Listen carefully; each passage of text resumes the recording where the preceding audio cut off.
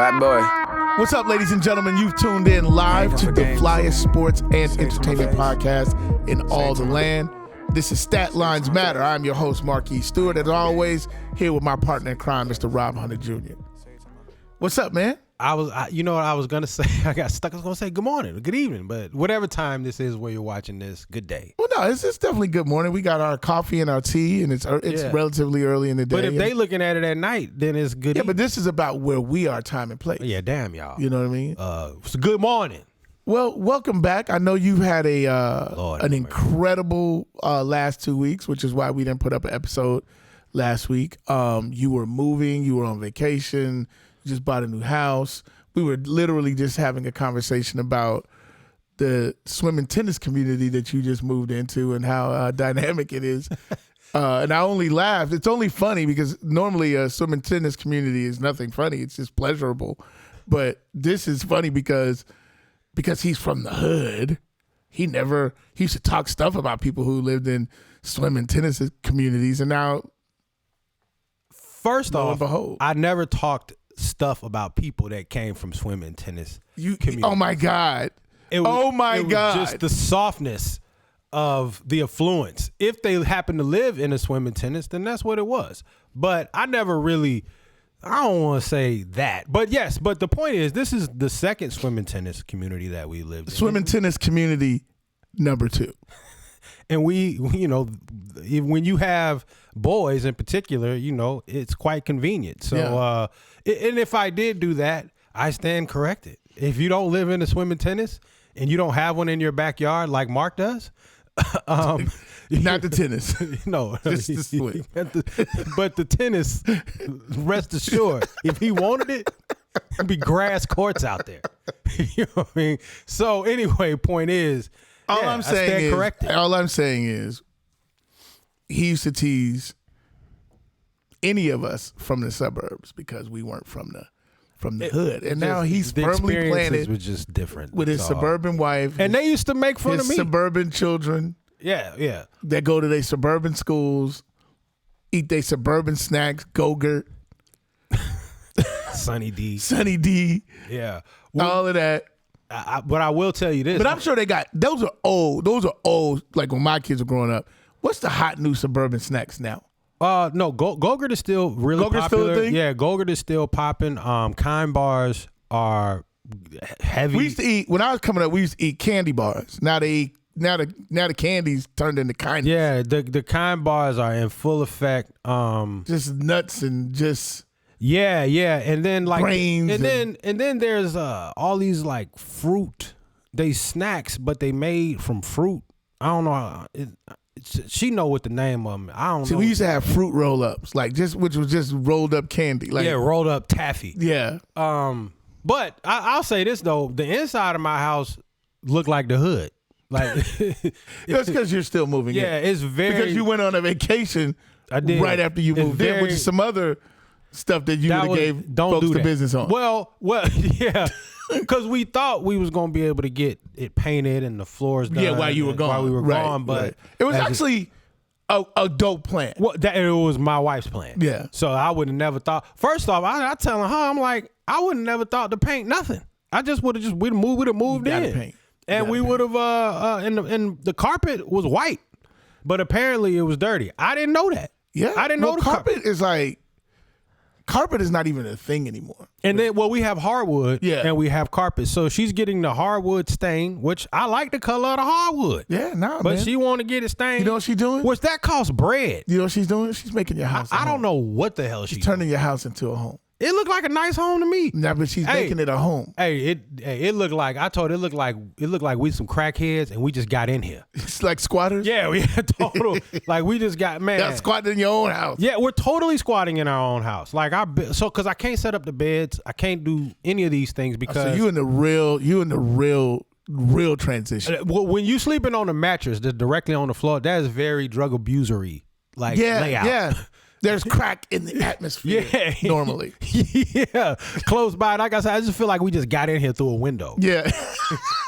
Y'all come on back. Come in around back. No, yeah, I know. I come in. I'm gonna unlock the back door. Yo. Oh, you trying to Jimmy? I got it. Hey, Yo. look, y'all go around back. You just Jimmy in your own house. Jimmied the window open. So, yeah. Well, how was the vacation? Okay, so that's the house thing. How was the vacation? Awful. So, what? Man, Disney World. Let me tell you something.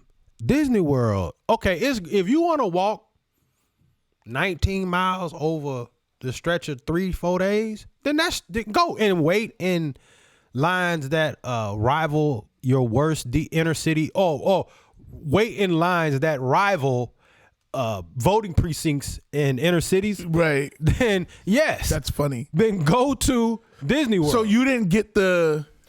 All right, so didn't get the. Okay, because there's a thing. Yes, and we got the thing, which I know some people are like, you didn't get the Genie, which is the Disney World app you download.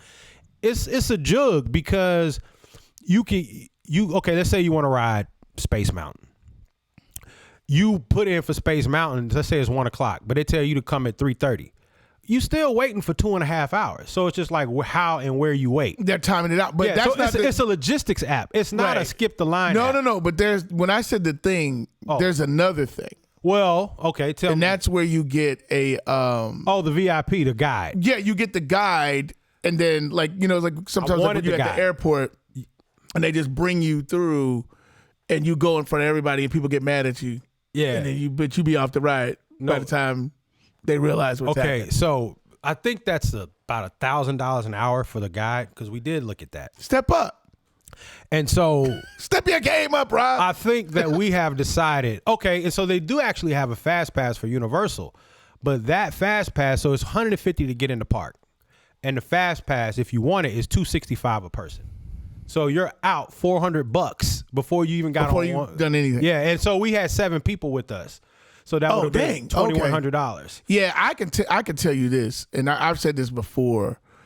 I took my family to Disney like a long time ago. I can't believe people pay. I was saying I can't believe people pay to get in here to do these things. Yeah, I took my kids before even I had Anna, my youngest, and she about to be 21. So that's how long ago it was. In fact, Judy was pregnant, and she was pregnant walking around the park. Yeah. How many months? 7. Oh man, 7. Well, yeah, it was like in the summer, and then it was maybe a little bit less because Anna was born in October, so it was like summer. It was like July, but it was ridiculously expensive doing that, like the passes and all of that. And I thought Disney World. I'll say it, Disney World was a ripoff. Like I didn't get it. Yeah, and that's why. And I don't even think my kids loved it. Like they love being at the pool. We ended up doing the pool in the place that we were staying way more. So Levi, my youngest, my 7-year-old, like when we were going to Universal Studios, it was just quiet in the car. Like it was almost like we was going to, I don't know, like to some punishment. There wasn't hype? Nah. Oh, we had way more fun at Universal Studios than we did at Disney. But they didn't know what it was going to be. So we were Epcot. Epcot is like every ride at Epcot is like a quarter mile in between each, like a quarter mile walk in between each ride. Especially when you start to get to those different countries, like it's just insanely far. And the thing about that is when you're doing the Genie, right? The Genie doesn't like it could be a ride that's actually closer than a quarter mile. But it'll have you going to a ride that's like a half-mile walk, and you just got to take that walk. So when we were going to so my wife had planned rest days in between. So Monday, Epcot, Tuesday, chill. Wednesday was Universal. We went to Universal, and on the way to Universal, like I think everybody was just like, man, I don't know if because we started the day Sunday at 7 and didn't get back into our house because we had a house until 10. Yeah, I can understand why you said what you said. It's like, man, I was like, and I cannot. It's way more for the kids. I'm laying in the bed. I cannot know. Why? People are paying to do this. Oh, yeah, because the marketing on Disney is so big and the greatest place on earth or whatever. The rides were fun. The Harry Potter world, if y'all get a chance to go, I don't even care nothing about no Harry Potter. I don't care nothing about no Harry Potter. I'll never see the inside of any Disney property. That Harry Potter world is totally what's up. It is very enchanting. It is very mesmerizing. It is very mystical. It is. I ain't seen no Harry Potter nothing. I seen like my kids watch it. I walk by, I watched the white boy with the thing and got the little scar on his head. And I said, oh. And they got the English accent. That's all I know. I don't know none of his friend partners' names. I don't know none of the wizards' names. Nothing. I don't know none of the Hogwarts. I don't even know what that is. No. But this place is amazing. Wow. I can tell you this. World. My kids will only see it when they take their kids to Disney. Man, like, and so we're clear. None of my kids have kids. Hey, that. So there are ways away. Well, I'll say that for somebody who could care less about a damn Harry Potter, that place they don't hype that up enough. Like, really, that place is totally, anything. Okay, it's a little small story. I know we're supposed to be condensing. So when you get off the Harry Potter ride, which was dope. Everything's 3D and you're going around. You really think you're finna die and you're not, because you're in a little cart and it's not really death. It ain't really real, these spells. Anyway, so I get off, and of course, every time you get off a ride, they let you off into merchandising. Right? You get off and you start buying stuff. Yeah. That's what we were doing. But I don't care about none of the Harry Potter, right? So I don't want none of this stuff. So I'm just standing like outside the store. And this little girl comes up and she got this wand in her hand and she's going right next to me. And I'm like, yeah, man, she might be a little slow. I don't know. Yeah. Because she keep doing this stuff. And she's like, they're gold coins right next to you. They're gold coins. And I look. Oh, she was still in the virtual experience. Well, so I look right next to me. Ain't no damn coins next to me. I was like, oh, this little girl, she losing her shit. She's slow. Yeah. And I just went, hi, coins. Somebody come get this and so crazy little baby. But so come to find out, they have a wand store in there. You go get the wands. And inside of the Harry Potter world, when you wave the wands, you got to wave them the perfect way. It will illuminate different little spells and different little things. So she wasn't retarded. She was doing just having fun. My two boys, 2 wands, $170. 169. So $1 off. Yeah. God bless you and God bless Marie. And and that place is printing. Yeah. Money. Nah, listen. If they come out with their own little coins or whatever, get those. Want to invest in that. What I hope for you is that you and Marie get to take a proper vacation. That's about what y'all want to do. That's all I was thinking about too. I was like, every time we do this shit, this shit don't be for me. Yeah, you're in that and mode. I hate that. You're in that kid mode. When your kids, I gotta have a bottle of 1800 stashed away in my luggage that I have to go over to like a slave and sneak it and pour it in. Slaves didn't do that. They didn't do that. Why would they have 1800? I'm just saying they used to sneak their food and they would sneak to read. How you know? So Were you there? Well, everybody knows. You heard the story. Everybody knows slaves had to sneak to read. It was because they would to read, not to get drunk. No. I'm just saying they would have to sneak.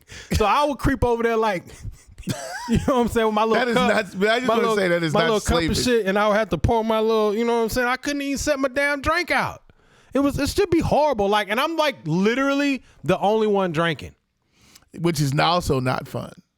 I had no Drake, no Sonos, no nothing. You gotta. Yeah, I want that for y'all. I want it for me too. And then I'm thinking like this vacation is just thousands and thousands of dollars. Yeah, no, and that's the thing. And I'm having negative fun. Yeah, well, that's the thing. You still spent money. You could have spent that money and had the type of fun you wanted to, but you're just in a place where you putting your kids first. I could have had the very lowest MES package vacation for the amount that we spent, and it would have been great. There's all sorts of ways. Yeah, but it would have been like, all right, so the MES package is like the diamond platinum package. I don't even know. No one knows what that is. So this is like we're going away for a month, and we're going to have all that of was this because stuff. of the pandemic. That's the only reason we took a month. We can long. just get away for a month because of the pandemic. Well, because Atlanta felt like Atlanta decided they wanted to open up, and we was the COVID first. was everywhere. Kim opened this thing up about 48 hours after it started. He opened up the entire state, but he did not open up the governor's mansion for tours. Exactly. So everything else is open, but we can't come by there because of COVID. And so me and my family left the country, and we went and sat on the beach. So we could have done that for like 3 days. That's all I'm saying. It's like entry level. Like we live like Mark Stewart for 72 hours. Anyways. So obviously what you didn't miss, I don't think you missed because you were still in the country. Yes. The NBA finals started. I was out of my mind, but in the country. NBA finals started, and we're 1-1 right now. We are. I think the first game, because we didn't get to talk, so we'll recap a little bit. Golden State had their first game in control, and then the bottom fell out. Fourth quarter, Celtics outscored them 40-16 in the fourth quarter of game one, and that separated. They weren't able to get back in, and I think they ended up winning by 12 because they had them down. And then there's no game that I was more sure that one team would beat another team in game two. I knew that Golden State. And it's funny because anybody who knows me knows I don't bet on basketball. Really? No, I like maybe. Why is that? Because I used to bet on basketball and I got hurt really bad on some goofy things happen in basketball, particularly with totals, over-unders. Fouls. It's missed foul shots. Yes.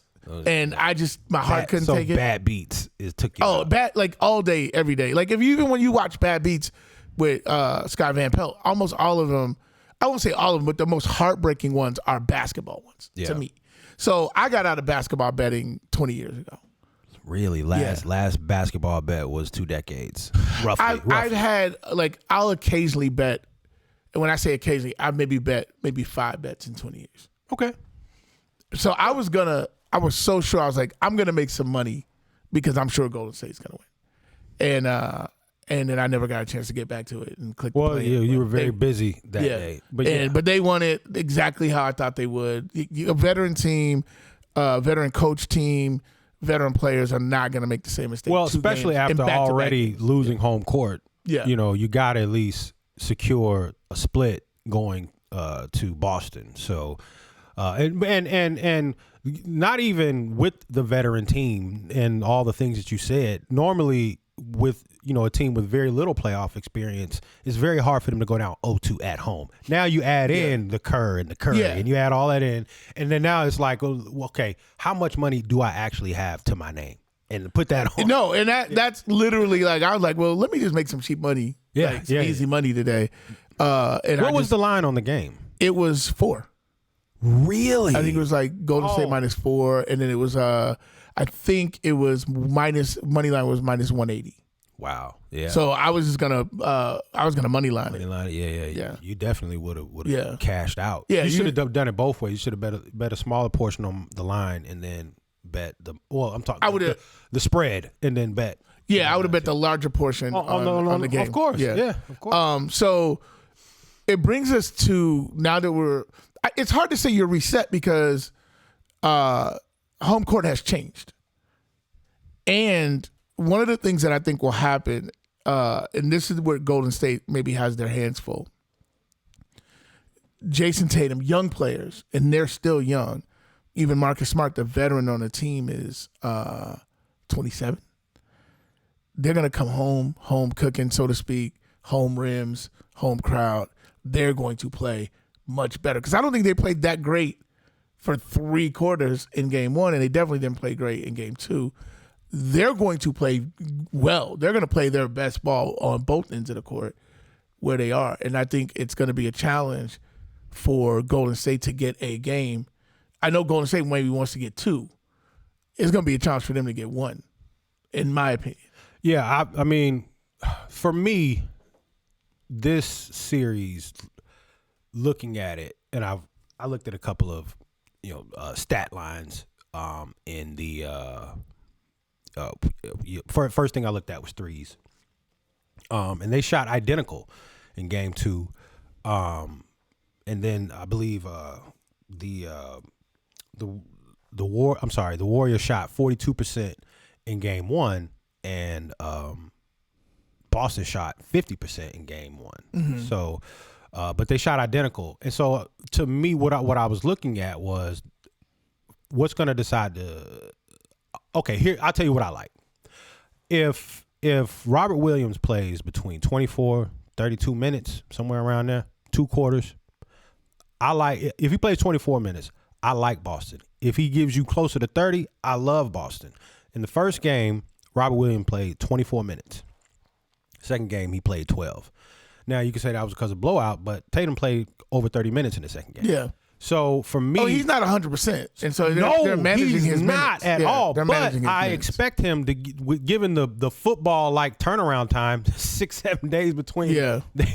Why is it that long between the games? Like even if you fly Spirit, you can get there in the same day. They're flying. It's just they're giving everybody. It's time zones, and they're giving each team the opportunity to reset in where they're going. Damn that! Like, come on, man! Like that, you played Sunday. You turned on San Francisco to Boston is a real trip. Yeah, but from what I understand, the plane can still get you there within about 5-6 hours. Of course, but do you want to get off the plane and play a basketball game right off of that? They ain't got, but you need 6 days. Listen, that's ridiculous. And then what are we supposed to do? We're just sitting around waiting. Well, you're talking about this from a fan perspective. But I'm okay. From the player, I'm sure they're loving it. They go on vacation and come back. Because they're not going on vacation. They're recuperating, which is always why I say the Lakers won a bubble championship because they didn't have to do that travel. They didn't have to go from that city to that city. They didn't have to go from L.A. to Miami. Just so random. I'm just saying. Go the Lakers. Ha! No, I'm saying again. What I'm saying is LeBron. It just so happened to be that. But what I'm saying is it's an advantage if you're playing an NBA title series in one location where nobody gets on a plane. So take the Lakers out of it.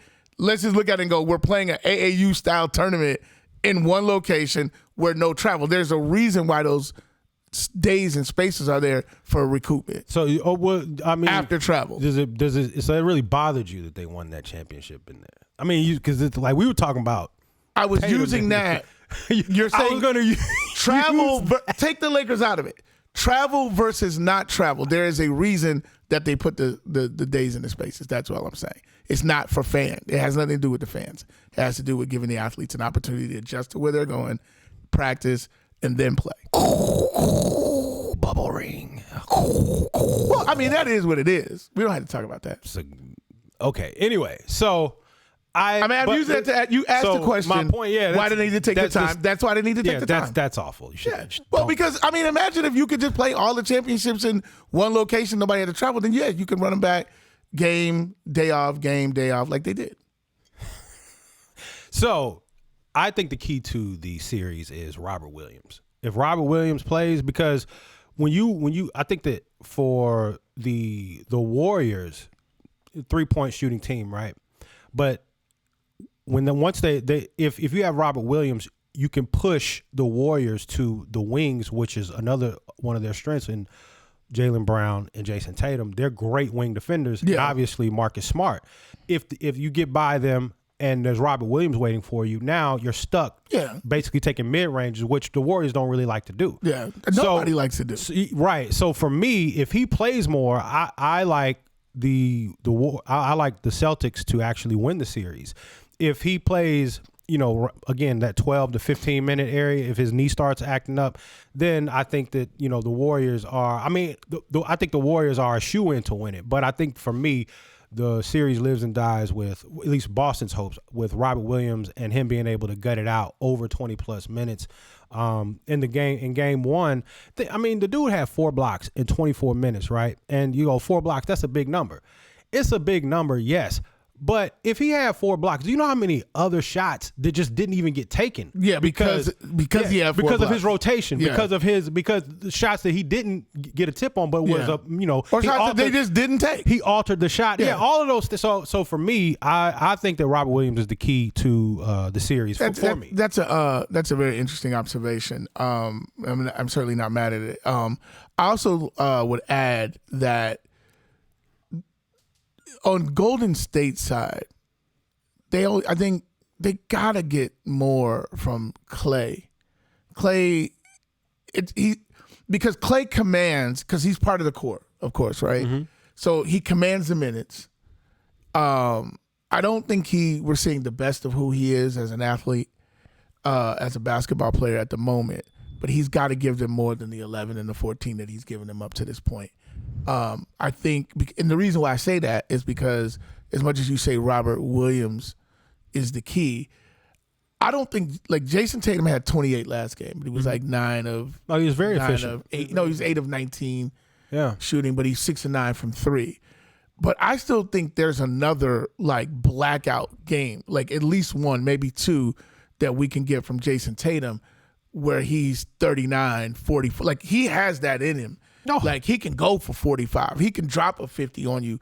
Like I think the 28 is kind of like, the 28 is like what you should expect from him. Mm-hmm. There's another level. And if he gives you that, then Golden State has a problem. If he can get to that next gear of his game, which we haven't seen in this series. The first game, I think he was 3 of 17 or something along that line, and gave him like 11 points, 12 points, 14 points, something along that line. But if he does that, or if Marcus Smart goes off, those are things that are challenging Golden State if Golden State doesn't get someone else to step up. Now, Jordan Poole kind of came off the bench and gave them a little boost, maybe 18, 17 points the last game. But they're going to need Poole, and they're going to need either, I say a combination of either Wiggins or Clay to play like Clay. Somebody needs to play like old Clay. It could be Wiggins, it could be Poole, or it could be Clay, but somebody needs to play like Clay. And I will add this last thing is Draymond, and Draymond's in this weird place of, I don't know, playing WWF. I don't know what he's doing. Like he's playing his physical style, get in your head game. He need to get some buckets. Like they're gonna need more scoring because when they go back to Boston, I'm telling you right now, all those guys are going to find their game, and they can do it on both ends of the court. They can get stops, and so somebody besides Curry's got to be able to step up and make it happen. Yeah, and I also think that just like the refs, a lot of times, when we've seen this throughout the history of the NBA playoffs, they're humans, so they tend to go with the flow sometimes of the crowd. And I think that it's not my opinion. Draymond is one of the probably smartest basketball players that ever played a game. And all of those, those WWF, those roughhouse tactics. I believe he's like the puppet master. He's trying to obviously get up underneath some of the younger Celtics, which they're obviously they're younger than him. They're not young guys, but they're younger than him. But I think that and I thought the refs have probably been hearing it a little bit. I think that in Game 3, I think that they're probably going to call the game a little bit tighter, at least to begin with. And they probably should. And you could possibly see, Draymond get into early foul trouble. And I think that could possibly be the difference. That's the part that concerns me a little bit about Draymond, because I know you say he does have a high basketball IQ, and I think he does, but I also think his emotions get the best of him. And I think if we can sit here at this table on this day at this time and go, hey, the refs are probably going to call it a little bit tighter and be quick with the whistle, maybe on the arguing and all that kind of stuff, you would think Draymond would know that too. And I still think that he might get in a game and get himself into foul trouble and get himself a first half technical. That I don't want to see that, it's possible. Yeah, and I don't think he should have been ejected last game. And I don't think that hopefully any Celtic fans, if you want to see a good series, you don't want him being ejected over some ticky-tack stuff. No, of course not. But you also want him to. No, I was just talking about overall. Like he ain't doing enough to get ejected. No, I don't think anybody's But you've been hearing that, at least I have, and I'm. This is Boston, right? It's supposed to be tough and rough, and we're Boston and blue collar. And okay, so this is like you're getting a dose basically of historically what has been your own medicine, which you guys are with, whether it's KG, whether it's been some of the earlier '80s Celtics teams been very tough. He's just giving it back to you in a version that obviously you don't like. So with that said, do you have a prediction for game? I know we don't really like to do a lot of predictions. Do you have a prediction for Game 3? Yeah, I'll give a prediction. I think Golden State wins by 3 or less. I would say for me, I want Golden State to win. This is going to sound like waffling, but I think for Game 3, I think Boston comes in and gets the win tonight. And crowd that's noise, probably the obviously I wouldn't go to the mat on it, but when you start to look at the way that the first 2 games have been played, Golden State's the better team, particularly in the playoffs. I mean, they did have for 42 minutes, according to Draymond's number, 42 minutes. They were whooping on the Celtics. And then you look at how Game 2 played out, which was like, okay, we'll tweak here. And, you know, I play more physical. And obviously Robert Williams played 12 minutes. And they were able to, you know, win the game pretty handily. And I think that if you look at, like, I don't think that winning the game for 7 quarters was a fluke. No, I agree with you. But I do think that going home, familiar rims. Robert, to your point, which I think is an excellent observation for our basketball fans, Robert Williams will play on the top end of whatever he's because capable. of the time off. Yeah, right? no, that's what I'm saying. Yeah. We're going to see more minutes from him this game than Game 4. I guarantee that. Yeah. I guarantee that. Yeah, and I'm excited. And I give them. And if that happens, I'll be super excited to see that. And it will. I'm telling you, he's going to play whatever the top end amount of his minute allotment is. He's going to play that. Let me change my prediction because I actually agree with you. I was thinking about that on the way over here. I was like, man, he's going to play probably 25 to 30 minutes. Yeah. And if he does, Golden State wins. Boston, you mean? I mean, yes. Yeah. Boston wins. Yeah. Yeah. I mean, yes. And I think that's a great point. And I think I'm gonna watch with that because I hadn't thought about that, and I definitely hadn't broken that down that way. But I think you're onto something. But I like Boston. Me more sort of like generically coming home, familiar rim, shooting getting better, all those guys. And I think, you know, when you travel and you're playing in a hostile environment, and it will be a hostile environment, it's going to impact Golden State a little bit.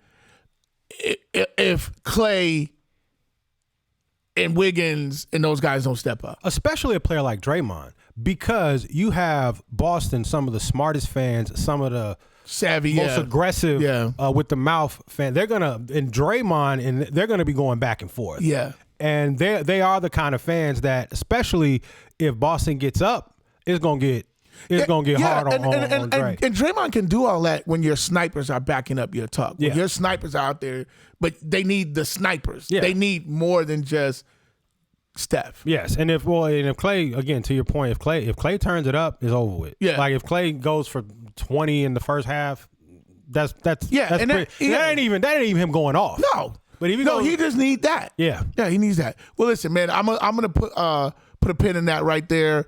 Like always, we ask you to like, subscribe, and get the notifications to our podcast. Man, we just out here doing our thing. We enjoying ourselves, bringing you our version of sports and entertainment. Also, follow us on our social media, on StatlinesMatter at Twitter, IG, TikTok, and Facebook. So yeah, we're doing our thing. We're happy to be back. Rob, welcome back from vacation. I'm gonna let you go. I'm glad to be back. I'm gonna let you go home and start getting the house together so the HOA don't come in and ask y'all if y'all squatting. Oh my gosh, yes, man. So you can start enjoying the swim and the tennis. Yes, because the blinds are all open because they're still painting, so they can see all of the disheveledness. Yeah, y'all go get that together. Well, listen. Until next time, I'm Mark Stewart. It's my partner Rob Hunter, and this is Statlines Matter. Bad boy. I ain't come for games. Say it to my face. Say it to my face. I ain't come for games. Say it to my face. Say it to my face.